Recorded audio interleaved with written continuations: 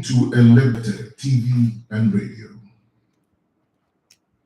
This is radio like you never heard before. Elected TV Radio, the pathfinder for radio. Hello, everybody. What's up, people? My name is Timmy Dakolo, and you're listening to Elected TV Radio. Stay tuned. Elected TV Radio, redefining broadcasting. Listen. You're listening to Elected TV and Radio. This is radio like you never heard before. Elected TV Radio, the pathfinder for radio. You are listening to Elected. We are back after a very long time. Oh God, I miss this show. I don't know how the studio works anymore.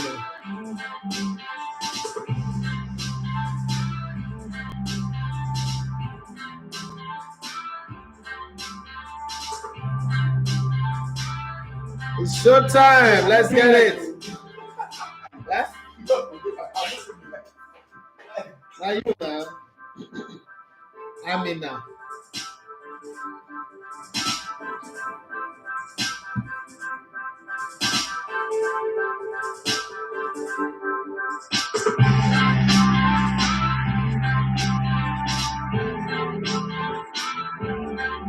We're good, right?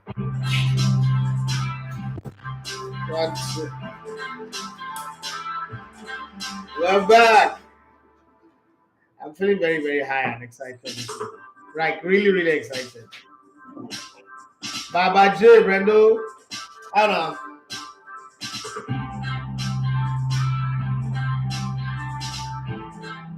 Many stories from our road trip. Yeah, let's go. 1, 2. You ready?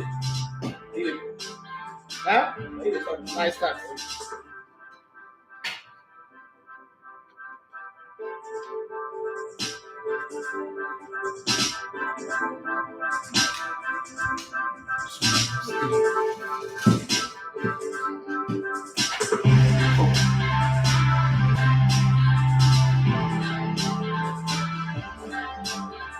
Let's go.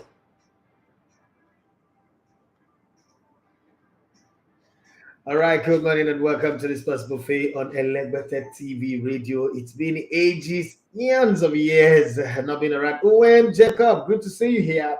Yeah, it's a fantastic time to be in the studio today with the entire cast. Okay, this is the team that traveled and we're back together. Emmanuel Sebastian joined us halfway, but his journey started with me and Ahmed Kalejaye. Ahmed Kalejaye going on the road from Jos to Abuja, Abuja to Enugu, Enugu to Oka, Oka to Abia, Umuahia, Uyo, back to Lagos, straight to Akure, and then back again. That's the way we traveled. We have gone, extended the journey into Port Harcourt to Benin City, Akure again, and then Shagamu, and then Ibadan. But we thought we should take a break and come back home and refuel because we're running empty, we're out of cash, until before we start sleeping under the bridge and all that. But then this journey taught us a whole lot about Nigerian football, about Nigeria as a country, about not believing too much in what the media have to say, because there is beauty all over the country. Take, for instance, the serenity. We enjoy serenity and tranquility. Tranquility in the context of tranquility. So, in Uyo, yeah, we saw Tranquility Hotel. That was nothing near what tranquility really means. But then there was the tranquility of the city, the serenity of the city. And I'm sure Ahmed Kalejaye have a testimony about what Fisherman Soup really means. And, you know, all of the places we visited and all of the players that we interviewed, beautiful stories that we will be sharing on our YouTube channel as we go. There's also some of you who sent us messages, and those of you said, oh, somebody sent me a message and said, life don't happen to Edafi. He don't abandon the YouTube channel and online radio. No, I did not. Life didn't happen. See, when you're a businessman, the first thing you know is that you must scale up. And beyond scaling up, you must also diversify. And in between, we did the Bayern Youth Cup. And it's not because life happens. I think life happened and I actually set up this. So life is not going to happen and make me abandon this. This is like, greater, a million times greater than what my life was at Brilla FM. And unfortunately, people who are not living the life keep saying that I should go back to Brilla. I don't understand what you're saying, but that's a topic for another day. And in the course of that, on this journey we produced 2 games. We produced a game in Jos, a Nigerian NPFL game in Jos. I also produced another one, the relegation or survivor battle in Akure, and in the process we gave one man his debut. He's a fantastic reporter. Started this journey with us as a reporter in the Surulere League, and watching him grow over the years have also given me some sense of joy. Like, I can look back and say, okay, I have produced people for this industry. I have worked hard to train people for this industry. And what made Sunday very, very emotional for me was that I remember starting off Emmanuel's career in radio in 2010. And then Emmanuel Sebastian, 7 years later, I remember also, creating the opportunity for him to learn under me and then become what he has become today. And the fact that I was able to have the 2 of them, I've been wanting to do that, but the fact that I was able to have the 2 of them together on commentary duty for the Kwara United versus National United game was a different thing. It was like a father watching his children graduating from the university and taking up the family business. It was joy for me. I don't know how the feeling is for other people, but it was sure real for me. Like, very, very amazing. And the fact that in between, Emmanuel Sebastian was at the finals of the Lagos FA Cup. He would explain that. He was also at the finals of the La Liga under 15 championship that the Beyond Limit team won, if I'm correct. And he was in Akure on the street reporting. The only sad part I get is when you post these videos concerning Nigerian football, you don't see people view and comment on it. And then the same people tell you Nigerian football is not growing. Nigerian football is not growing because you people are not getting involved. You people are not playing your part. Okay? Then the media are not doing their work. Okay, we now go out on the country and do our part, do our work. You guys pretend like you don't see, but I tweeted a very simple thing. You can't prosper in a country in a land that you curse. And all of you, 300 million people were on social. You see how, when I tell you that a lot of Nigerians are sick and I don't care about their feelings, don't say, oh, that you are rude. No, I'm not rude. Something, I didn't mention anybody. I just say it is a simple thing. It's a universal principle. You can't prosper in a land that you curse. It's a very simple thing. And people think that if they show that same energy on the content on the league. Do you know how many sponsors the league we have right now? The reason why we don't have sponsors in the league is they would always tell you, oh, there's no engagement in the league content. There's no engagement in the league content. So we can't put our money on it. Okay, we work hard. Go out of our own. The small money you put in savings, you go and break it. Your children's educational fund, you go and break it. Say, give me the money. You go out there and do content. Interview players, share their stories, and nobody's engaging it. And then tomorrow you say Nigerian football is not going. You guys are the problem. You guys are the problem. You might not like it, but it's the truth. And I will have to tell you, guys that if we don't change, it's still going to be like that.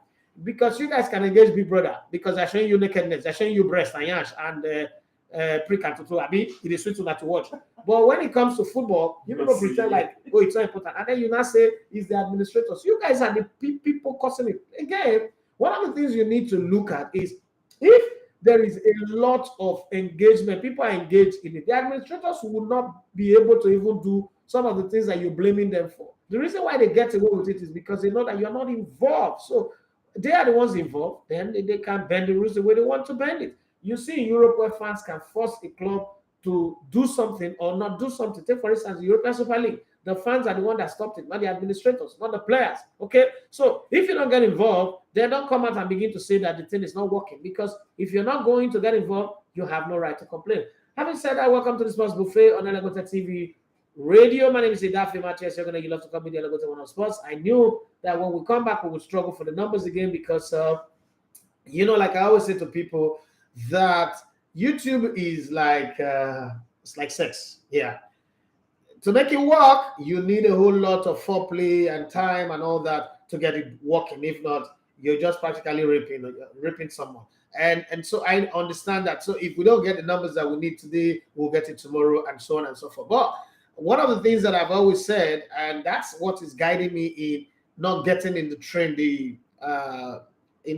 of jackpying. I'm not against people that are jackpying, but I love my country enough to know that every country that is successful out there is built by the citizens of those countries. So jackpying and going abroad to badmouth Nigeria, I'm never going to be part of that one. No matter how you want to explain it to me, I'm not going to be part of that one. I'm also going to roll up my sleeves and then work hard to make sure I get results here. And you can only change things in your sphere of influence. And my sphere of influence is the Nigerian football, okay, and sporting media. And I'm going to do the best that I can within that space. Having said that, let me bring one man to the microphone. Fortunately, you guys on YouTube will not be able to see him on this live because the cameras cannot be rotated. But if you're on Instagram, you definitely will see him. Emmanuel Sebastian.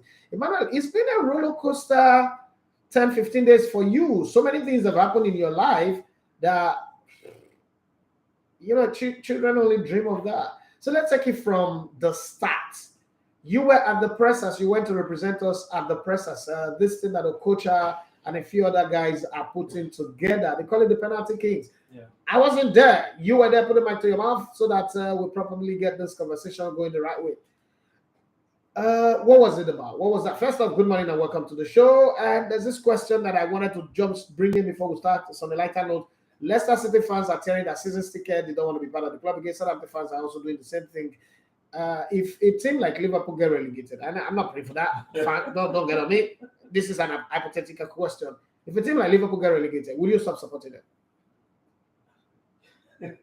Well, good morning to you, first of all. Good morning to everyone who's tuning on the show. But I mean, it depends on how you fight to come back. I mean, if you get relegated, we're not talking about the comeback. If you get relegated, like the weekend are relegated, I can support for one season.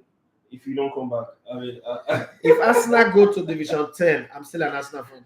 You're a fan not because of the league. Yeah, but you're a fan because of the club, and I think that this is my own support is going to reduce. No, it's not. Arsenal have not won anything since forever. I've not stopped supporting them. I still love them the way I've always loved them. At least you still play in the top flight. So if we get relegated, I'm still going to support them. No, not a big deal. Anyways, Liverpool is not going to get relegated. I don't think they will anytime soon. I'll keep supporting them, and hopefully from now till eternity and wherever it comes from. All right, good morning to you and to the listeners. It's another beautiful Tuesday. I mean, it's been a roller coaster the last few days.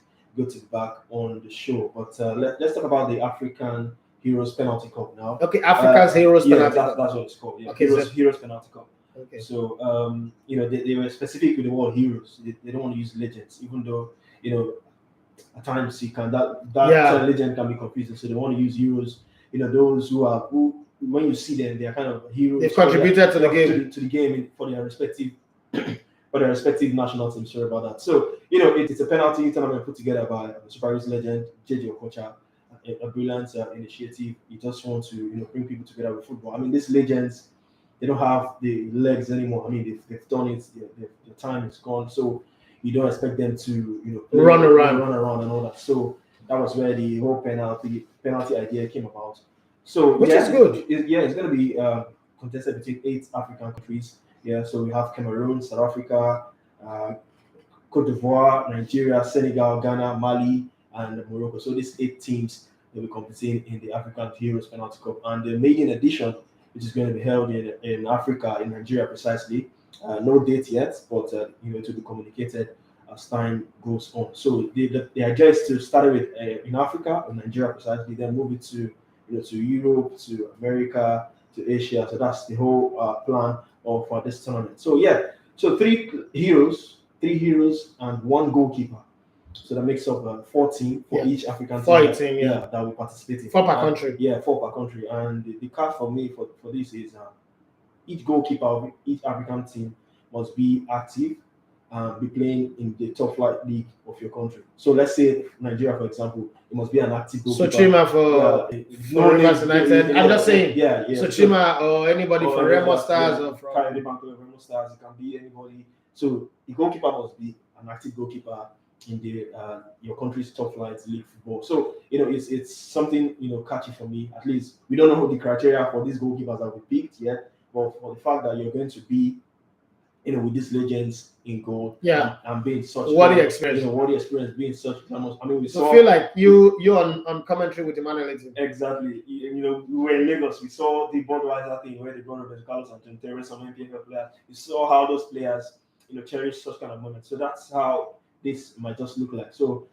a current goalkeeper in your league get to be part of this tournament, playing with 3 legends. So for Nigeria, we have Jose Okocha, Philip George, and Daniel Amokachi. So those are the 3 heroes that represent Nigeria There were the goalkeepers for Morocco. The Haji brothers will be there. I say we have the broadcast right. So the next person is not confirmed yet. So that's for Morocco. Cameroon as well. Not yet confirmed. The 3 heroes that participating for Cameroon. For South Africa, there's Lucas Radebe, there's McFish, there's Sifiwe Shabalala. So those are the 3. Shabalala. For South Africa. For Ghana, there's John Mensah, there's Asamoah. I mean, he has his own history of penalties. Yeah. Remember the World Cup? Yeah. Uruguay 2010. Yeah, so I like the fact that they had to bring him for this as well. There's Stephen Appiah as well. So those are the 3 players that will be coming for Ghana. So along the line, to be confirmed. For because there's Emmanuel Lubwe, there's a Solomon Kalou, and there's Koloture. So those are the 3 players that will be coming for Ivory Coast. So along the line, this confirmation of the heroes that will be participating for each of these countries that will be coming for this tournament will be confirmed moving forward. So it looks forward to be an exciting tournament. And for trophies, each participant of the winning team will be presented with the trophies and with a trophy rather, and the goalkeeper with the most saves in the penalty tournament will be given. Why does the trophy remind me of Bolas Award? That was the first thing that came to mind at the press conference. I was like, it's a bit different though. There's no like hole in it, but really good and nice presentable trophy. So it's a brilliant initiative.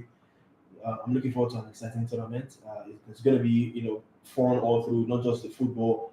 It's going to be side attractions, music, entertainment, and a whole lot. I mean, it's at the MJ, the Lincoln Stadium, the newly refurbished stadium as well. So the venue is not it's kind of a central venue, so you can just come and have fun. So the not date yet for this maiden edition, but we're looking forward to this, and members of the press as well. Their publications are already going out, and we hope this is going to be an exciting tournament from the tables of Super Eagles legend Austin JJ Okocha. We must add that it's in collaboration with a whole lot of other people who probably want to work behind the scene and don't want to put their names and faces in public. But having said that, let's take it next step. I'm going to be asking you a lot of questions. I know that you do have a lot of questions to throw my way to. But after that, you went for the Lagos State FA Cup. How was the experience like? What did you notice that was different from? I mean, we were really part of the FA Cup. We started our business with the Lagos State FA Cup, so really all of the grassroots competition that we could. Now, wow, now they do league. Jesus Christ, Nazareth. Who would have thought? I used to carry one DSLR camera to. Jesus God. But really, I'm grateful. Like, I feel this goes bump. Like, now look at us now. One camera doing a free cup, 92 games. Now we're taking over 30 cameras to stadium, taking a crew of 35 to stadium to cover the top flight league in this country. I cannot be ungrateful, and I cannot over celebrate. People might say, oh, you're arrogant. No, I'm not. To think that this whole thing started with me getting fired, no money in the bank, nothing.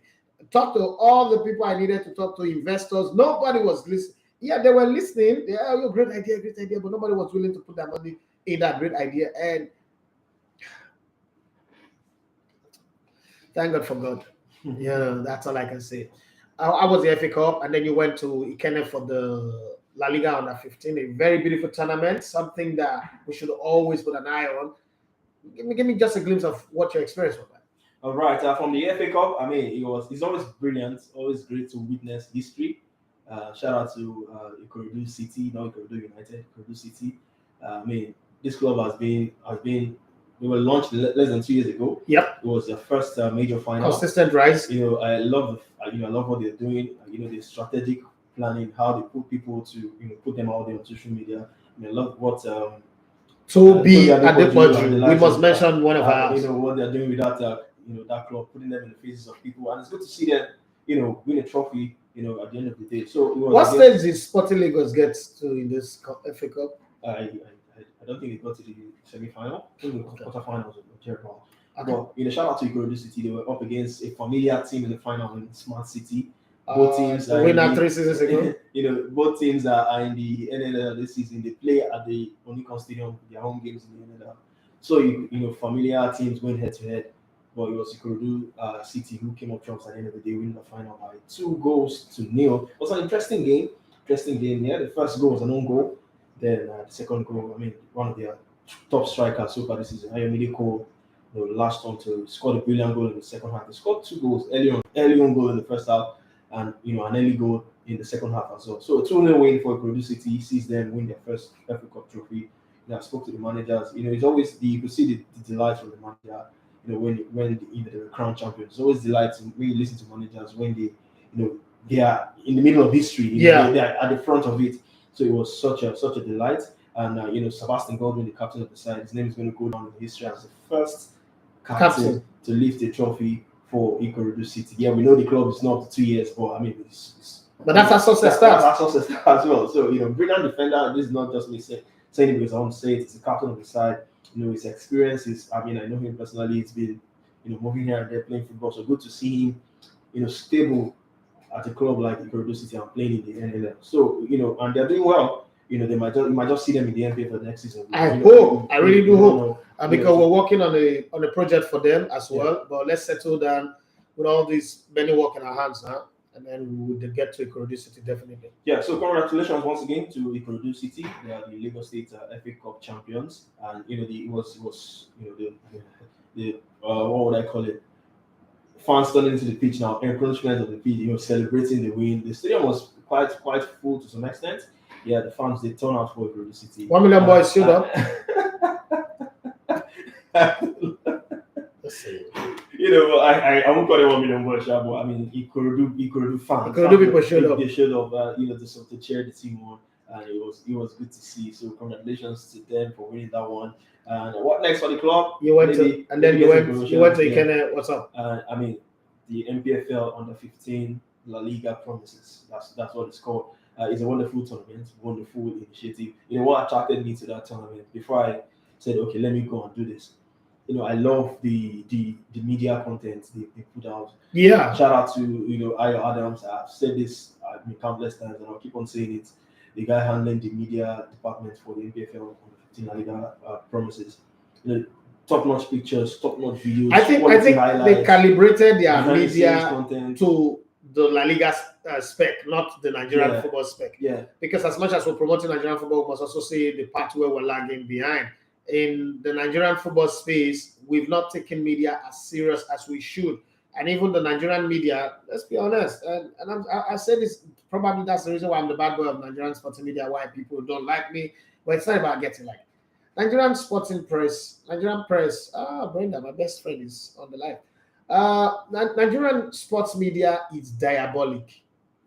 It's evil in their operations, and I hope that one day we would wake up to realize that we owe it to ourselves, our children, and our children's children to build this $5 billion industry well enough for us to grow. So the reason why I say that is, if you call the Nigerian press to report the Nigerian league, they'll tell you nobody's paying them. But then you talk about Messi and the rest, nobody's paying you as well. You talk about La Liga. Nigerian press are even willing to go to court to fight for the right to broadcast, to talk the league on their radio, even when they don't have broadcast rights. Mm-hmm. But to talk Nigerian football, they kind of like treat it like, the orphan, the rejected one, the not so good one. But then you've got to build the brand. And as much as we used to complain that referees are not good, okay, this season, excellent referee. Bendel Giants have practically gone 17 games without losing, and teams win everywhere. Who would have thought that Sunshine Stars will go to Kaduna and go and beat Niger Tornadoes 2 goals to nothing? Terese will go to Benin and draw 1-1, and all of these results that we're getting. Roma went to Plateau, who's fighting for top 4. It's not as if they already guaranteed top 3, and to beat them, come from behind, from a goal down to win 2-1. And the whole season that we've had this season, there is nobody out there who could have predicted it, just like nobody could have predicted Everton winning 5 goals to 3 or 2, whatever the scoreline was. So when this is happening, we pretend to be quiet about it. But if this happens in Europe, everybody talks about it, everybody go over the top, everybody go excited. And the fact that, people talk about the content that we have done with the media. I think that the NPFL TV under Sheudiko did a lot more matches. I'm not going to be honest about it. Yeah, they did a lot more matches. The thing is, maybe they didn't push the content out the way we are doing now. There are lesser matches this season compared to the previous seasons. Don't forget that this is not a 38-game season. This is an abridged league. Yeah. But the way we've done it, and I think that people confuse some things a whole lot. It's not just only Elegote TV that is producing matches. There are other teams, T33, BTLS, and the rest of them that are producing. But I think that collectively we should all try as much as possible to push the content, the short ones, the long ones, the highlights and everything. out, and maybe, just maybe, the fans will turn up again, and then the media, Nigerian media, will repent of their wickedness, their evil and diabolical wickedness, and then join in on the conversation and realize that growing the league will make us more successful, more prosperous, because when we promote the Premier League, actually, the money goes to England. You promote Nigerian League, the money comes here. That's just the thing. And that money that comes here rotate within the system and provide more job opportunity. Okay, see, take for instance, we produce one game and we took 35 people to Korea. We took 32 people to Jos. And to Benin, when we went to Benin, we took 38 people to Benin. And everybody gets paid. Hotels, transport system, airports, and the rest of it. All of those things, you have to put it into the ecosystem and the, what's it called, the business log and the economy. But when you do the Premier League thing, you're just here making, as somebody once told me, Martin Tyler, say, no matter what you say about the Premier League in Nigeria, you're not going to do it better than the English people. And it's true. He said it. And it's true. So you must, create people within your country, like what we've done with our space, and be able to push our own to a place where it is commercially viable. Now, the problem with a lot of people is that we want quick harvest. So that, this is it. How come we're not seeing big players? No, we're not going to turn big players overnight. We're going to sustain this push for 5-10 years, and then you'll not see the result. Over time, when the Premier League started, I remember in 1992, there were 8 or 6 foreign players. Eric Cantona, six foreign players. Today, there are more foreign players in the Premier League than homegrown players, right? So you must understand that this is how the system works, and then with time, consistency and everything will make it work. But let's keep our fingers crossed and see how it goes. Now, before I give you the mic to start doing the questioning, I don't know where, boom, you got a call. Let's go to Akure. You're going to share your experience from your own angle, not from me. What were you expecting to go do in Akure, and what did you end up doing, and how did it go for you? I'm not saying share this because you want to praise us, but for the young man out there who's looking to get in on this job and all that, how was the experience for you from getting that call and getting here in the morning, driving all the way and all that? Share your experience briefly before we get back to you. It was a beautiful experience. I didn't see that coming. What I ended up doing, rather, I didn't see it coming. Not like what I was expecting to be in such kind of stage later on. But I thought I was just coming to just experience the whole thing, what it is like, doing live coverage of games and all that. Then being on pitch side, it took me back to. Your hands were shaking. The first 45 seconds, I was watching that game. Who's teasing this guy's hand? But you started the day before you went on reportage. Yeah, it took me back to days at the main bowl in Surulere, when we're doing the Surulere Regional League. We don't know what that stadium is right now, but that was where it all started. It was the days of your humble beginning. Exactly, started the Surulere League, and being in front of the camera now, like not this time, not with a phone, not with sophisticated equipment, and with one wired earpiece. So I was having, it was a proper setup reporting, proper setup with the talk back in front of the camera, streaming live. It was a wonderful experience. Have you gone back to watch the stream? I've gone back to watch it. I was just sitting.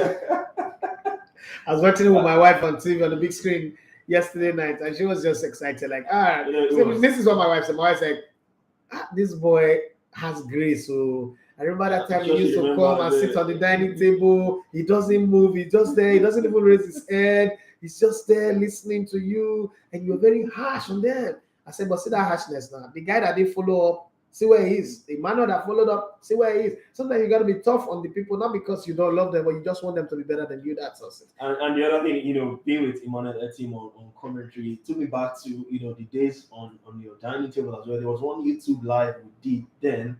You, myself, and Shebo, and Emmanuel Etim, I think, commented on the live. And he said something, these two guys, if they put their head down and, put in the work, they will go places. Yeah. I remember that comment from Emmanuel. I think I still have the screenshot somewhere on my laptop. The screenshot of that comment. You used to do this live every morning, Facebook live and all that. Then I was practicing what streaming is like because I didn't know how. So I was learning.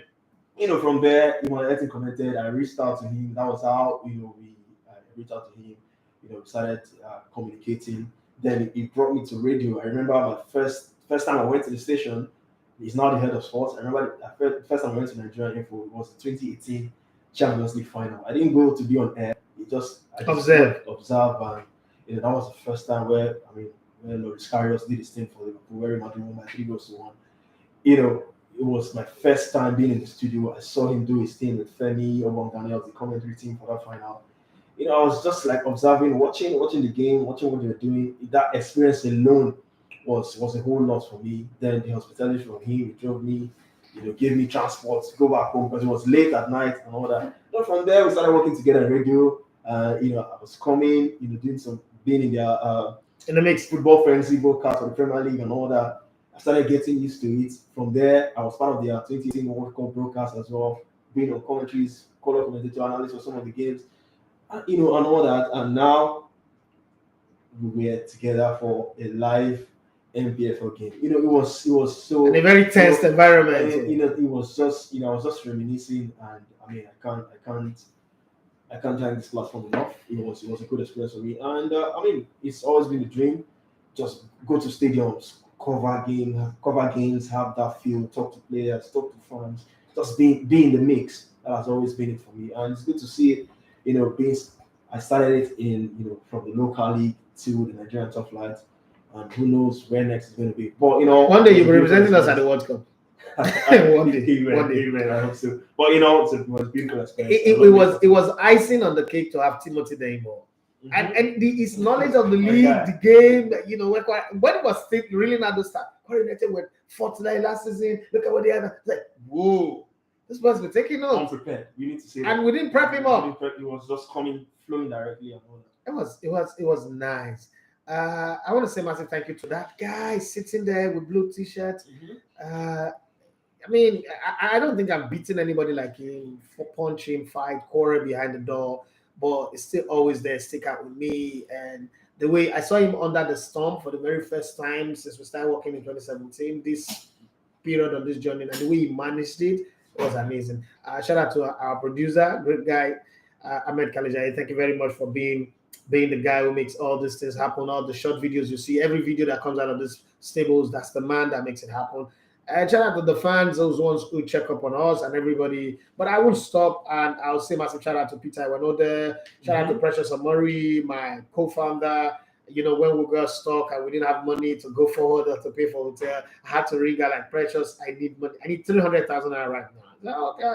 And then we needed to sort some personal issues, and she gave us the money. We needed to buy flight ticket. She sent the money across. Thank you to Precious Amori. Thank you also to Linda, aka, the hero of this dream. Without her, I'm sure would have packed up our bags and baggages and sold all these things to some aboki, and I've gone back to look for a job, and all this dream of pushing the league one after the day. And thank you to the guys who believed in us enough to give us the opportunity to produce the league. It was a beautiful journey. That was supposed to be our last game, but it's looking like we've done so well. They're asking us to come do some more, and it's also looking likely that we will do some Super 6 work. So. And there's also talk already now that the Super 12 that is coming, the 1 billion game, we are also going to be part of it. It means that we've really done well, we've impressed people. But let me tell you guys that if you feel you're impressed by what we've done, we're just starting, because there are a lot of comments, there are a lot of things, content that we're going to bring out from the league that you've not seen, never before seen, video clips, interviews, moments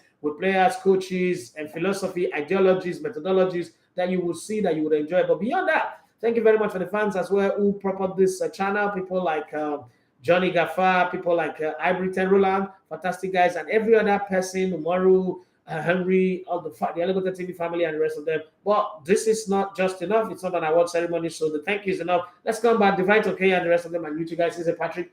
Now let's come to Emmanuel Sebastian. You can take the show from here. All right, let's get in on the show, and let's start off with the league. Before we start on the show, let's just say to the listeners, you can catch all this on our YouTube channel. You can, some reportage coverage of the FA Cup. Somebody say your voice is not different. It's a Patrick. You're feeling Liverpoolian. You can catch. It's not a big boy. Listen, don't bring him to that level. It's not a big boy. You can catch the rundown of the NPFL and the 15 La Liga promises on our YouTube channel. You can catch the FA Cup final as well on the YouTube channel, and of course, the whole coverage of the Kwara United and Nasarawa United relegation fight game. You can catch the snippets of that on the YouTube channel. So if you do well to follow us and turn on notifications and subscribe to the YouTube channel. Let's start off with that game now, the NPFL. it is confirmed Nasarawa United and El Kaname Warriors, they are relegated from the NPFL. If you look at the Group A standings, now let's talk about Bendel Insurance, Enyimba, and Remo Stars. Those three teams are currently occupying the top 3 positions now. True. How would you sum up them? They've been, should I say, they are Super 6 spot is confirmed, but the last few games, Displacement now. Yeah, they've been Top. Yeah, exactly. So do you think it might affect them heading into the Super 6 proper? Bendel Insurance, and I know it's been a success so far this season. They'll be in the Super 6. But how would you rate their season so far? Do you think this little slump might affect the Super 6? I think the last time that we've seen a team come from the lower division and come up and shake the whole system up was Leventis United back in the day.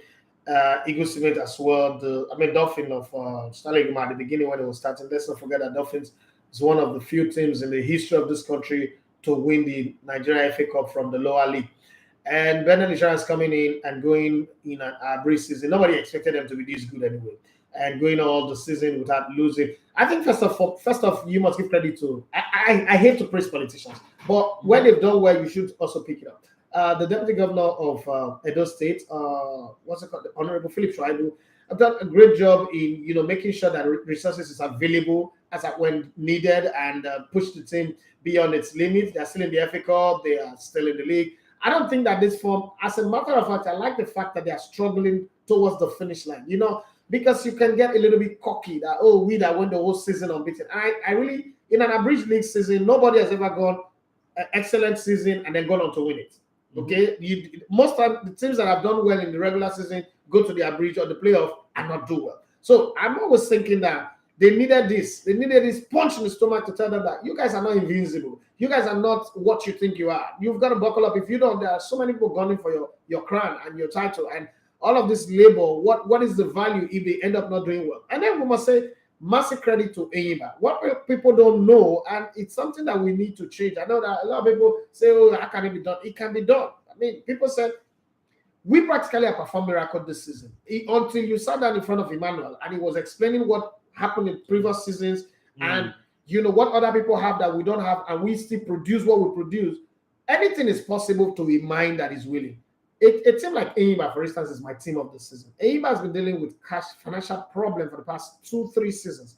But the way they've managed to lose players and replace them and get them going together, we were in Uyo, for instance. Rivers United came in the day before. Enyimba could not because they don't have money to stay in hotel. And this is not negative, but you can see it as an inspiration. But guess what? They came in on the day of the game. They had their own, held their breath, played for 90 minutes, held their own, and then won on penalties. And they're still in the cup. They are within the shot of winning the double, right? They could go on to win the FA Cup and also win the Super 6 eventually. So for me, I think going into the Super 6, I'm looking at all the teams that are coming in there, and I'm saying my smart money is still on Enyimba. Reason being that they have experience at this level. Yeah. They know how to deal with conditions like this. Bendel Insurance have history, okay, but not really experience at this level. Bendel Insurance also would, be very grateful to God that they've had the same squad, the same player, the same goalkeeper, everything the same from the start of the season to now. They've not suffered injuries, they've not suffered any problem, no. And so coming to play in the neutral ground, they will not have the benefits of Benin, the Ogbe Stadium. But people would say their fans will be quick to argue that they played away at every venue. They've gone this season. They've also not lost. They've gone to U. They've gone to Plateau. They've gone everywhere. But the thing is, when you look at all of these bits and pieces, it comes down to the team with the most experience. And I think that when it comes to title push, it's what has made Arsenal to fall off the perch. Arsenal had the greatest chance to win the league title this season, but the lack of experience for final push made them drop points against teams like Southampton, teams that forget the Man City defeat. Okay, they would always going to lose that one. But if they had managed the other games properly, the West Ham game where they went 2 goals up and then before you know the game ended in the draw, the Southampton game where they were slipping at the start and then they considered 2 quick goals and then it ended in a draw. If they had managed those games well, Man City would not be in a position to even overhaul them, even with a win over them in that game. Having said that, I think that Bendel Insurance have done well. Remo Stars have also done well. Plateau United, if you consider the financial crisis that they also have, they've also done well. And then you look at 3SC, who are giant killers, who are respecters of nobody, who this weekend might just decide whether Enyimba spoil the party. By the party spoilers or not, they've also done well this season. I think this is one of the best seasons that I've seen. Unfortunately, it's an abridged league. It's not a full 38 game league, but it's so exciting. We've had the best of security this season. We've had the best of refereeing this season. We also have the best behaviors of teams. It's always going to be one little fracas here, one little negative story here. Yeah, one referee that died on his way back from a game in an accident. All of those things happened this season. But this is the best season we have. The most away goals scored this season, the most away win this season, the most draw away from home this season. Everything in greens rather than in red. So I think that we've had a great season. I can't wait for the Super Six. My joy is that we're given this opportunity against the run of play. And our baptism of fire was 2 games back to back in one day, and the transition point was 7 minutes between one game and the other. And we're able to handle that, smoothly. I wasn't expecting much. After that, I thought, okay, we've just done that because we're just to cover up for people. And we've done it up until this place. And now they're looking at us to do the Super 6. And there's conversation already going on about the Super 12. The doses competition. It means that we on our part have done very well, and I'm happy about that. I look forward to what's going to come up next and all of the others that will follow. But for your question, I think that I will give it to Enyimba to win the league. All right, just to put it out there, Enyimba and Remo Stars, Aqua United still in the mix for the top 3 finish. Remo Stars and Enyimba just needs to get the job done, irrespective of what Aqua United. I think Remo would beat Kwara comfortably. Playing at home. Yeah, they'll beat them comfortably because if push comes to shove, they need that win, they will get the win. Then Enyimba going to Ibadan to take on Shooting Stars in the final. Shooting Stars, Ibadan is not a place to go thinking that you can wrestle the chestnut out of the fire. But if there is one team that can go there and do it, it is the People's Elephant. It is Zobo Enyimba. It is Enyimba that can go there and say to anybody and say we can do it. But I am not putting a 3SC under the bus and saying they're not good enough. What I'm saying that if there's ever any team in Nigeria who can do it, if there is a team that will do it, it has to be Enyimba. But if Enyimba take it for granted and go to Ibadan and thinking we're Enyimba, we have come, this elephant will be slain. Like it will be slain. That's what 3SC are known for. It's not a today thing. It's in their DNA. It's in their system to always slay giants. And they will do it. They are Jack the Giant Killer. They will do it with comfort. All right, Aqua United will be waiting at the wings for any slip-ups from this team, Enyimba and Remo Stars. They got a fee for Plateau United, losing that game at home to Remo Stars. They scored first, so they are out of the mix now for the top 3 position. Then in Group B, shout out to Doma United, newly promoted. Currently, they are third on the standings. Fighting for that top 3 positions as well. Where's the United on that standing? Yes, they are second. With all their standing games. Yes, with all their standing games. So that group is on hold at the moment, for Rivers United to play their standing. Then the final game for the teams to be played, simultaneously. So yeah, that's how it stands. The Dakar United is confirmed relegated from that group.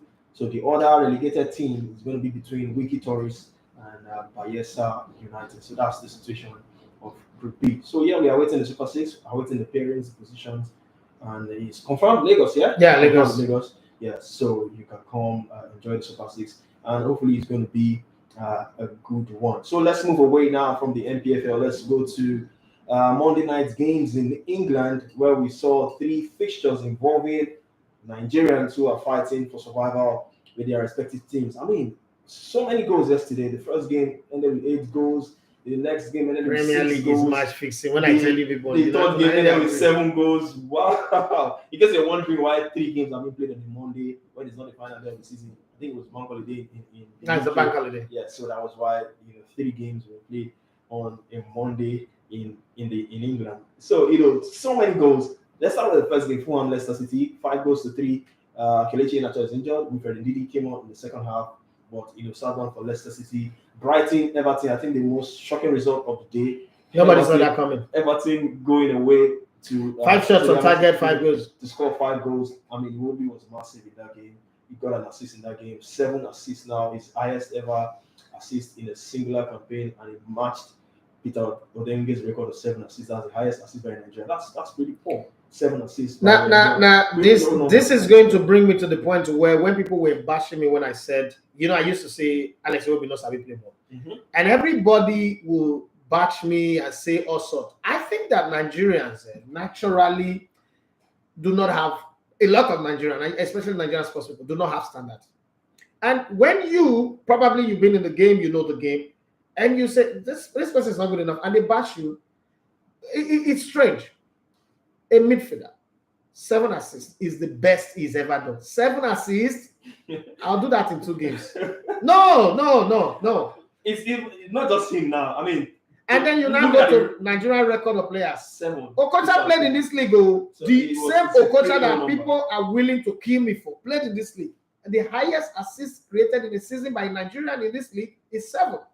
So sometimes when I say things the way I say things, people are like, oh, you are too harsh, you're rude, you're wicked. No, it's not wicked. It's just a fact. But the facts are sometimes too hard for people to take. It's like, you see somebody that is ugly, you say you're very fine. Beauty is in the eyes of video beyond. It's from the heart. No, you're ugly. Your shit is smell. It's as simple as that. So sometimes when we look at this, you shouldn't be saying that Alex Iwobi is the brother of Okocha. What is the brother of Okocha? Even if you are the brother of God. You understand? But hey, they're trying to survive. Yeah. So we give them a lot of credit, we give them a whole lot of push and say, okay, let's keep it going. But one of the things that I'm going to say to Iwobi and the rest of them is, look at your game, do some introspective thinking. And I know that the exchange rate always make our Nigerian players very, very poor. That's why I talk about Osimhen in the glowing terms that I talk about him. The kind of money he earns, the kind of adulation he gets, and he still goes on that field to fight the injuries that he's got, the scars, the whole beating he's got, and he still goes there to fight every day. Even when they've won the league, you still see him trying to score, goal, push, struggle for goals. I think that is built of a different cloth. It's different from every other person, not Bala Blue, but it's different. This is not a town hall, but it's different from every other person that we've seen in the game. And Nigerians need to start asking for more from our players. We need to start demanding more. True. It is either that we don't know football or we don't understand football, or when it comes to our players, we keep demanding for the less. We keep asking for the less. We keep saying, okay, like WAEC cutoff mark keep coming down every day. When I look at the mark that I used to get admission, and I wasn't best in Nigeria, and today I see the best as a result in Nigeria WAEC, I'm like, okay, my result was better than this one, but you understand? So we need to start demanding more so that it pushes the players to do well. Players should not just judge their career by their exchange rate. I remember talking to one player one time about his game and all that, and the next thing he said, I'm richer than the governor of your state. How did that come into the conversation? I don't know. So if you're the governor of your state not take money, I get money person. So what do you know what you want to tell me? All right, let's see on this relegation battle. I have one question coming on the show, but that's my next talking point, so I will leave it for that. I don't know how you're going to. It's regarding Osimhen. I don't know how you're going to react to this, but let's still talk about this relegation fight in the Premier League. Now, Everton and Forest, by virtue of the win yesterday, they're out of the drop zone. They might still be sucked in. They might still be sucked in, but all from the team in 16th, Forest, Everton, Leicester, Leeds, and Southampton, they've all played 35 games. Now let's look at the run-ins. Now, Southampton. I told you from day one that Forest will never get relegated. I don't know if you still keep to that stance. I told you. Southampton agreed they're relegated. Yeah. Now, one more defeat, but Forest. Their next 3 games they play Arsenal, Chelsea, and Crystal Palace. They are one win away from survival. Everton they play Man City. They play Brighton. They play what are the other teams? But I know they play Man City. They play Leeds as well. Looking at this running, Leicester City they play Newcastle. They play Arsenal. They have also a tough. No, Leicester will be relegated and all that. So looking at the run-ins now, who do you think will survive? For Onacho and Aribo are going. Iwobi and Everton, Awoniyi Forest. Taiwo Awoniyi. I'm going to put my head on this one. Yeah, Taiwo Awoniyi will not be relegated, and it's got nothing to do with Taiwo Awoniyi. From when Nottingham Forest gained their promotion, I know that the script is written to make them survive. If they like, let them sign the shittiest set of players. I said that from the beginning, so it's not like, I'm just coming here to say that. They will not be relegated. They will still keep them. The Premier League, the powers that be, the guys in the boardroom, the guys behind the scene, will keep them for another 2 seasons. Then after that, it is Forest on your own, okay? Because a little bit of history does not hurt the league. And tradition and history is what build football the most. The fans of teams that would always be protected in the league, Aston Villa, Nottingham Forest right now, Arsenal for their history of being the only team that's not been relegated, Manchester United, Liverpool, what's the other team that I was going to mention? All of these teams will be protected by one, dodgy result. Then they have 3 games to go, 3 very crucial finals to go. Yeah. But In that game, they just need only one win. If they get one more win, whatever happened in the other two, it's not a problem. I think they might lose 2, but win 1. And even if they lose all 3, the VAR and the powers that be in the Premier League will conspire to make the other teams at their bottom, lose games, and then Forest will survive. I think that Forest will survive. Everton are still within the brink of survivor. I wonder if they get relegated, how would it look like for you? I mean, Merseyside, I don't that they're a Merseyside rival, but I don't want them relegated. But for a team like Everton getting relegated, I don't want to say Everton go down because they've kept history in the league, they've kept some fight, but they've also been mismanaged. Recently, this is a team that had Carlo Ancelotti as their coach. I think they also have Rafa Benitez at some point. They've had James Rodriguez, they've had Lampard, all of these people. I think Lampard was the one that came to do all the damage. And you look at this team and you say they've had little money but not spent it well. Because when people say that it's money that win you matches and get you all the result, you should also realize that sometimes you can have all that money and not spend it well. I think that Southampton is confirmed relegated. Leicester City will be relegated. What's the other team in between Leicester and Southampton and the league table? Leeds United would be relegated. I think Sam Allardyce, when he got the job, that press conference, he spoke too much, and that has not put him in a place where everybody wants to. You think it was wrong? What he said? It was wrong. In terms of experience, it was wrong. He's the only person that has coached 9 teams in the Premier League, yes, but all of those teams who are the relegation strugglers, that's the same thing. English coaches are not good. This goes back to what Cafu was saying about Gary Neville and how the English player. I think that the English have too much hype about themselves. First off, that conversation was not needed. You are taking a dead job, a job that is not redeemable, an irredeemable job, and you come out at the press conference to talk about coaches of teams that will play against your team. Let's move on, please. All right, moving on the show. Finally, on the show. So you have a question that you want to ask? Our last talking point is about, Osimhen, finally, they are over the line. The party has started. The whole global. Osimhen, I'm just so happy, man. Looking at that guy. I told you how the world now is. Osimhen is everywhere. Yeah. Every football page in the world, like everywhere, And Sheon has come on to say one of my WhatsApp forum. He said, "Welcome back, guys, on the show. Thank you very much, Sheon. Please tell Osimhen to stay away from celebrities. So when it won't be working now, they will go away from him. They are all fans in him now. They shouldn't distract him. Now that everything is going well, they are following him up and down." I know that. Okay, Osimhen has been. So I would like to speak. I would like to speak to that. One of the things that people don't understand is our Nigerian celebrities are fantastic at ambush marketing, and it's not the Nigerian celebrity; it's a Nigerian thing. You see this thing that we're doing now, that people are forming Joseph of Arimatheas, or what's that guy that came to Jesus by name? Nicodemus, secret disciples, right? Mm-hmm. There's a point where it will get to everybody will want to be in our face. That's the way it works. Can you take that away from him? If those celebrities come and Victor Osimhen refuses to meet with them, this same show will be the one to say, just because of one league title that he's won, he's not forming arrogant, he's not full of himself. It will be interpreted wrongly. So Osimhen is caught between the devil and the WC. He's not going to be able to say, no, I don't want to mix up with you people. Just because they don't win league title now, they don't play match. Osimhen just they hide. They don't want to meet people again. People that paid. You start hearing some very, very stupid blackmail. People that paid all their way from Nigeria to come and support him. But meanwhile, if it is Oyibo people, he will hang out with them. So he will do that. Does that distract Osimhen from what he wants? I don't think so. So Osimhen is one of those few players that I've seen grow from before he went to the under-17 and then under-17 and then now. The hunger in Osimhen had the worst attack from fans, from the media, from the very beginning. People who said they were comparing him every day with Chris Santos Macaulay. What was Osimhen's sin? Osimhen's sin was scoring 10 goals at the under-17 World Cup in Chile. And everybody said, maybe he's overage. He just went and overpowered everybody. People didn't have anything good. The Nigerian sport media is changing, But back in the day, once you're a successful young footballer, it's because you were overage. It's because things didn't happen because you were good. Because again, the average Nigerian does not expect another Nigerian to be good. That's just the truth. Yes, if you look at, take for instance, Muhammad Ali said I'm the greatest. The American media bought into it. Floyd Mayweather, of course, inside the money man. If a Nigerian boxer come out publicly and keep saying I'm the greatest, Nigerian press will tear him down How arrogant can you be? You're full of yourself. They start looking for the day you will make mistake, like they are using touch account to look for my mistakes.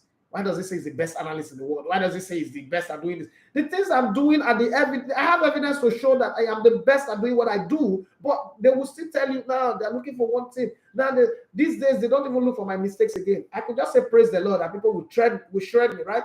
So for Osimhen, if he goes into hiding, people will shred him. If he hang out with people, people will shred him. I spoke with him 2 nights ago, and I said, guy, enjoy this moment. You don't even know what you've done now. When Maradona won this league in 1990, he wasn't even sure that the city will be designed for him and the stadium will be named after him. You don't know what Napoli will say about you tomorrow. Just enjoy it. I'm proud of you. I love what you've done. Balotelli told him. Yes, I watch that live. 10 years time. There is no limit to what's going to come. My only problem, this is my only problem, and it happened with Odion, it's happened with Osimhen again. Nigerian footballers, and it's a Nigerian thing. Nigerian footballers are always surrounded by the highest number of idiots in the world. Nigerian footballers have the highest number of idiots following. And you know, the average Nigerian, and people say that it's insulting people today. No, the average Nigerian, and this has going to do with footballer, the average Nigerian have a cup mentality, not just a big cup, but that small teacup, that Chinese teacup. We have a cup mentality. We're easily filled up. See, Osimhen now is this brand. What it does with this whole buzz is what's going to set him for life. Michael Jordan did not become successful off the money he made from basketball. Michael Jordan became successful, became a billionaire off the money he made off the brand that basketball gave him.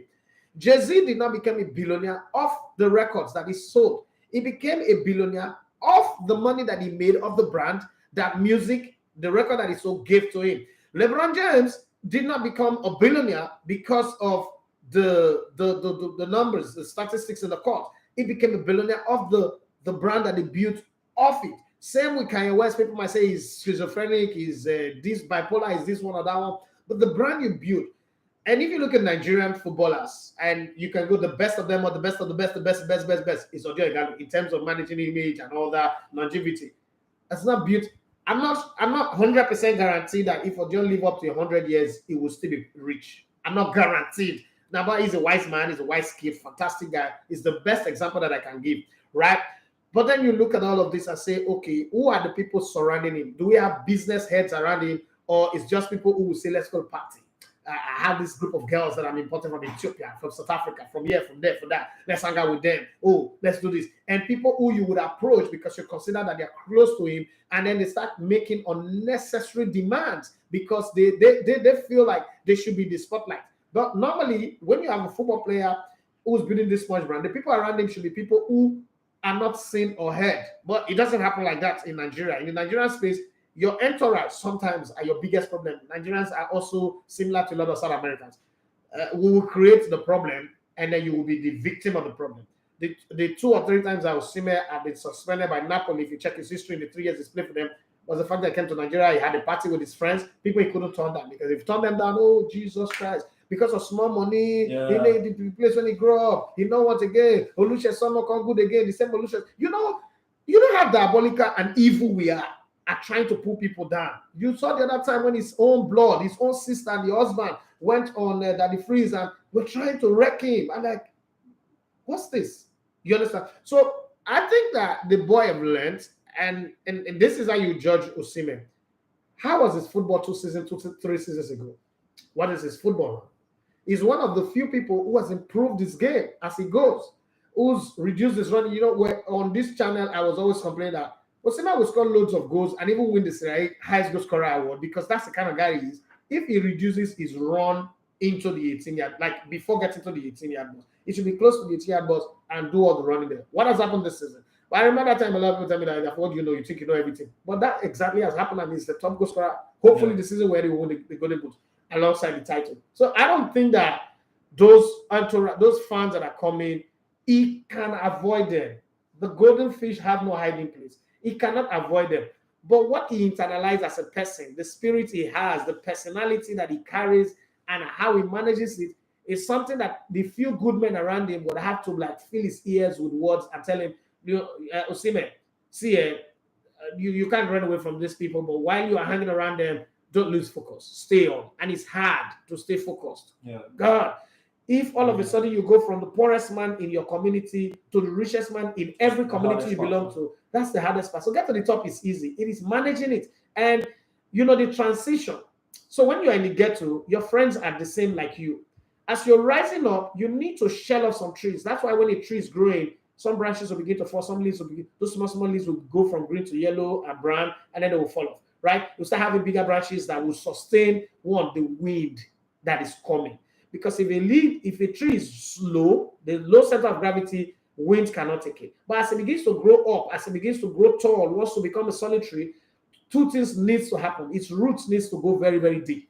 Okay, but those roots are hidden. Nobody sees the root of the tree. So that's the connection with where it's coming from. They cannot be seen again. They will be hidden, but they are the people that will protect it because they're the one that feed him like, this is where you're coming from, or this is reminding, this is where you're coming from, this is why you should not fail.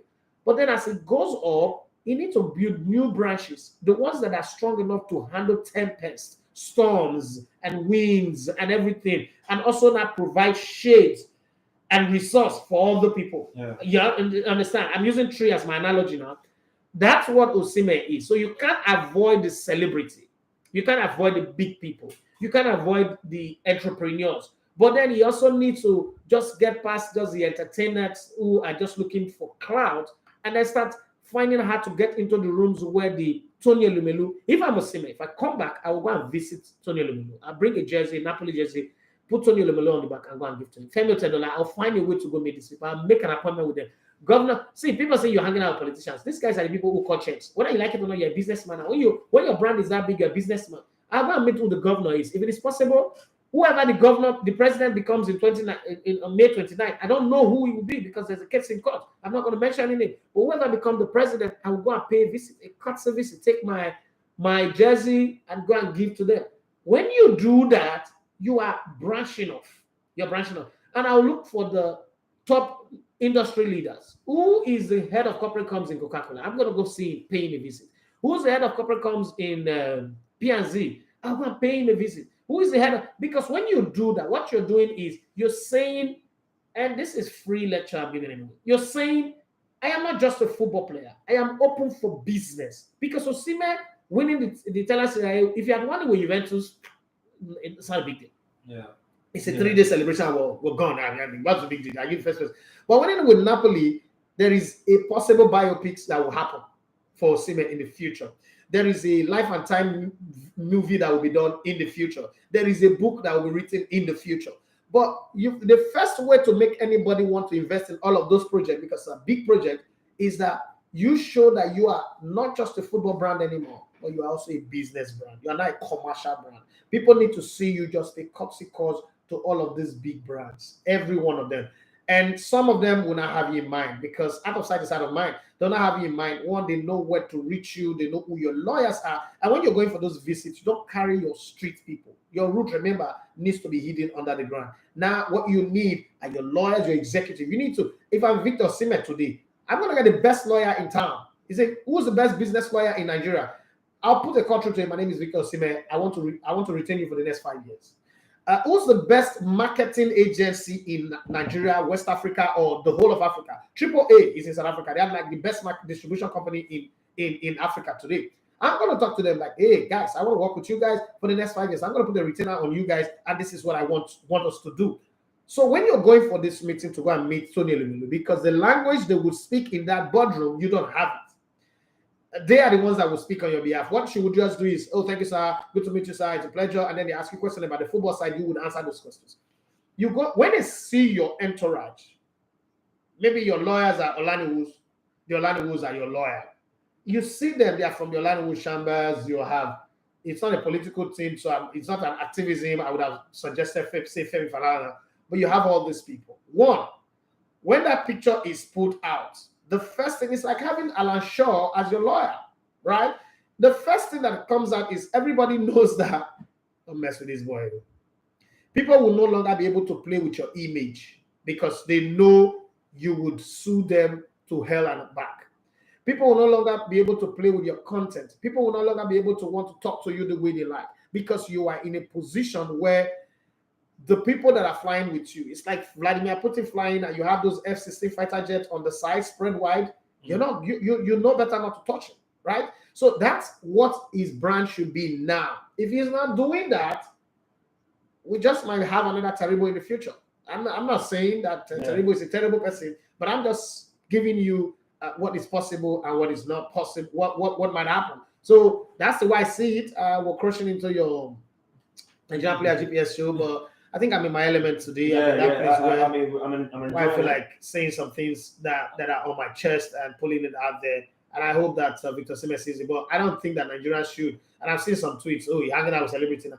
Osimhen is a celebrity. Planes fly with planes. Bird fly with bird. Fish swim with fish. So it's in that place now. It's going to be in that room. But what he does with being in that space is what will determine his life, after football. And this is where it starts. This is the biggest ovation. He might win the Champions League tomorrow. He might win the German Bundesliga if he go to Bayern Munich. But there is no one that is going to be bigger. First cut, James Ingram said in his song, first cut is the deepest. This one, winning the Italian Serie A with Napoli. Do you know the people that have played for Napoli before? Gonzalo Higuain scored 36 goals a season. They win the league. Different people have played. Mario Amsic. People greater than Victor Osimhen have played for Napoli. Edison Cavani and all the rest that played for this Napoli. They didn't win the league with them. And then he's gone on to win the league and most likely going to end up the season as the top goal scorer of the league. Man, his name is in great companies now with the likes of Shevchenko, Gonzalo Higuain, Ciro Immobile, Marco Van Basten, and the rest of them. Every time you look at the list of people that have won the Golden Boot in Italian football, his name is going to be there. It's not easy. It's an opportunity for one person every season or so. So I think it's something that puts him in a place where Osimhen is in a peculiar place right now. He's in a place where he's in a territory that Nigerians are not used to. He's in a territory. How many times do you hear Nigerians winning the top goal scorer in any league, in top 5 league of the world? How many times do you hear Nigeria winning the league title? Not playing for the best team, the top 5. Napoli does not fall into the top 5 best teams in Italian Serie A. So all of that, this is their third title in their history. This is a club that was relegated, not too long ago because they don't have money. So there's a whole lot riding on what he's achieved. It's like Leicester winning the league title in 2016. But then this is the Leicester that's about to get relegated. That same whole glory could also disappear overnight if he's not careful. So I think it should go on like N'Golo Kante went on or Mahrez went on from Leicester and become this person that he is. He should spread his dragnet and stretch it as wide as possible and get everything that he can get and keep on getting. I wish him the very best. I love Osimhen. Everybody knows that. And I think that he's lived up to every word that I've said about the beast that he is, the player that he is, the quality that he's got. His numbers are untouchable. Napoli did not win the league title last season just because Osimhen was out for 7 games. And those 7 games were the determining factor why they didn't win the league. This season, he's managed to stay fit more than any other player in the team, even though he was out for a period of time. For all of the games that he's played, they're out of the Champions League as well because he wasn't there for the first leg. And we saw what happened when he came in. You understand? So Osimhen is the guy. And I just hope that the people around him would be smart enough to tell him, sometimes one of the biggest problems is some people around you don't know when to step back to say, we've reached the limit of what we can contribute to this guy.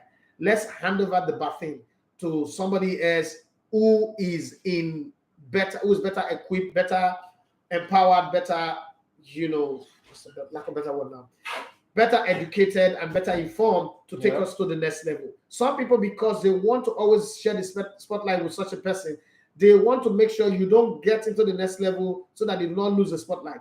But if you love Osimhen very well and you don't have anything to contribute beyond now, you should be able to say, you know what, I've done my bit here. Osimhen will always remember you, like Neymar did for his 11 friends, okay? He will always remember you and take you along. But don't be the one who stand in the way. Don't be the Abincha, don't be the roadblock, don't be the spoiler. That's all I can say. Because if you look at the history of Nigerian players from as far back as we can remember, that thing have always kept them from the getting past a certain bridge and becoming the next best thing. Most of our players, what destroyed them. And I sat in rooms and don't forget I have a podcast. I sat with these players and we'll talk. Before the podcast, we can talk for like 2 hours. I said, no, we can't put this one on air. We can't put this. So as some players say, now those my set of friends where they carry women for me, and I spoil my life. Those my set of friends where they help me. I've heard a lot of players. And some would even say, if only they had the kind of friends they are not meeting now, at the time they were playing football, they would even be bigger. They would have taken some better decisions. They would have done this and done that. But hey, Come on, shop. That's so put in the finish of Porto. All right, let's in the next 5 minutes before we wrap up. I'm still on Osimhen. I mean, he's doing so well. We can talk about him. Talking about accolades. When he scored, it was on penalty duties this past weekend. Missed one, score one. Finally, a lot of Nigerians have been calling for it. Take penalties. But I mean, before this weekend, Lautaro Martinez was, getting closer, scoring penalties for Inter Milan. And Napoli rested players in that game, but he still played Osimhen. He has to play. He has to play. He'll play every game. We're talking about accolades. When he scored that goal, he became the outright highest scoring African in the Serie A history. Overtook George Weah's record. He did a post. He was acknowledging George Weah's legendary attributes. It was an honor for him to break that record and be the outright goal scorer. He became the second Nigerian to win the Serie A after Bartolomé Martins as well. The highest scoring African in a single Serie A campaign, overtaking Samuel Eto'o. I mean, the accolades just keep coming. Now, the big question is the next. We've talked about, transfer story is always going to come and all that. We've talked about that, your take and all that. But the CAF awards now, if he wins the highest goal scorer, he's won the league. And maybe a player like Mahrez wins the Champions League, wins the league. Do you think Osimhen is favourite to win it? Well, let's wrap up with this in the next 5 minutes. So for me, Victor What's the Osimhen. position on Osimhen? Victor Osimhen is the numero uno favorite to win the African Football of the Year. Remember, he's won the young player of the. I think I remember a picture of Yeah. Diko giving him the award. The young player. But let me say this: African Footballer of the Year is voted on sentiment more than merit, like every other individual award. I hope people won't come out to not vote for it like they did for Shola. So there are a lot of people who will represent Nigeria. They've shown it before, so I'm going to judge based on that. There are a lot of people who will come out this time and say, "Oh, we are voting our conscience. We're not voting sentiment, right?" But let's put it into block. Who's the last African Footballer of the Year? This Mane. Sadio Mane came from a francophone country. Now, Mahrez is from a francophone country as well, Arabic but francophone. They are always aligned together. The thing is, the people that will vote, sometimes even the Nigerians that will vote will abstain. When Asisa Oshoala won it, Ahmed Yusuf Fresh didn't vote. Why did he not vote? What if it had come to a tiebreaker? That vote would have maybe worked against Asisa Oshoala. I think that if Man City wins the Champions League, the league, and the FA Cup, and let's say hypothetically, like what Ike Gundogan did last season, Mahrez goes on to score the winning goal in the FA Cup finals, Mahrez goes on to score the winning goal in the Champions League finals, we cannot make a case for Osimhen anymore because the noise, the bang of what has happened with the league would have died down, and that one would take center stage. And that's the place where everybody would go. So what we owe ourselves and what we owe Victor Osimhen is to continuously remind people of what he has done. And one show is not enough. We're going to talk about this, the numbers, the timing of the goals. So take away all Mahrez's contribution for Man City so far, they still would be on top of the league. Take away his contribution for the FA Cup so far, they still will be in the finals. Take away his contribution for the Champions League so far, they still will be in the semi-finals playing against Real Madrid tonight. But take away Victor Osimhen's contribution for Napoli, they will be somewhere in 9th, 11th, or 13th position on the league, closer to relegation than they are as champion. So if you put all that together, Osimhen is the undisputed African Footballer of the Year today. But today is not the day that they are voting. So between now and the vote, a lot of things will happen. So let me remind a lot of people how things change pretty fast.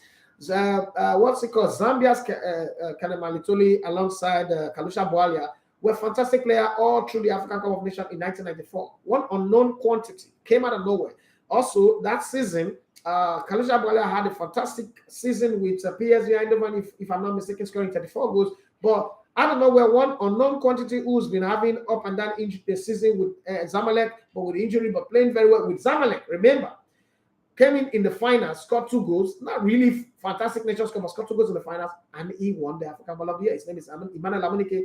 Nigerians will not accept this, but that's the truth. This is not me. I watched the whole tournament. I follow football. I know this. In 1998, a certain son of the Algerian immigrant that played in the World Cup for France didn't have a great World Cup, even having red card in that World Cup. Missed games, didn't play too well. Okay, as a matter of fact, France won the World Cup on the back of Didier Deschamps being a solid defensive midfielder, as well as the backline of Bizanto Lizarazu, Lilian Thuram, Sadisei, and Zivuli Sagnon, who was on the right-hand side now, I've forgotten. And then Fabian Barthez, who was, even though erratic but fantastic, rather than on the strength of their frontman. Because even their striker that was picked ahead of Aneka was a 0. But guess what? He went into the finals, scored 2 goals, 2 headed goals against Brazil in the finals, and he won the World Footballer of the Year. So when you look at that, Kanu Nwankwo also got the sentimental vote in 1999 African Ball of the Year. So when you look at all of that, of all the Nigerians that have won the African Ball of the Year, Rashidi Yekini and Tekpeba are the ones that have won it deservedly. Nobody can argue against it. So when you look at all of this, you see that awards in Africa and all over the globe too comes with a lot of sentiment. In 2010, I still cannot believe for the life of me. I'm not against Messi. I love Messi. For the life of me, I can't believe how in 2010, with all the performance that the Dutchman, Benjamin Wesley Sneijder put up across Champions League performance for Inter Milan and the Netherlands team that went to the finals, Messi get on to win that thing. And then again, if you remember that in that season, a certain Militao, okay, Gabriel Militao, scored 2 goals in the finals. Diego Militao, scored 2 goals in the finals of the Champions League. Led them to the finals of the FA Cup and scoring in the finals against Fiorentina or Sampdoria. Also led them to winning the league, scoring about 36 goals in that season. He was not even in the top 10 players of the season, okay, in the Champions League selection. So you understand that there is sentiment and there are some things that just changes the story. I'm hoping that doesn't happen with Victor Osimhen. I think that Victor Osimhen is good enough to win the African Ball of the Year. And if everybody comes out to vote with it, you expect them to vote, that would happen. But I know that awards are given based on sentiment way more than based on merit. The award you can win on merit is highest goal scorer award and league title, because the table's not lies. The points that you put on the table that you're winning with. But when it comes to this individual award, it's on the side of the bed that people wake up on that determine their votes. All right. With that, we've come to the end of the show today. It's been quite a ride. And, for those of you who are still sending questions, time is fast spent. You can tune in with us. Join us again, same time, same station, next week, Tuesday, on Mundo Deportivo Radio for the special Tuesday edition of the Sport Buffet. With that, it's a wrap. It's an honor to be part with you on the show. Let me first, before we go, let me apologize to everybody who's put comments on the YouTube's live stream. And I wasn't expecting this much return of people because we've been away for a while. Divine Tokeye, God's Believe, Jacob, Ariel Moru, Eze Patrick, Lord Mayor, Shodipa Opayemi, Ogungwe Sotonyo, who's bombarded this space with a lot of comment today, even while at work, and every other person. Chike Ayalagu, I love his name.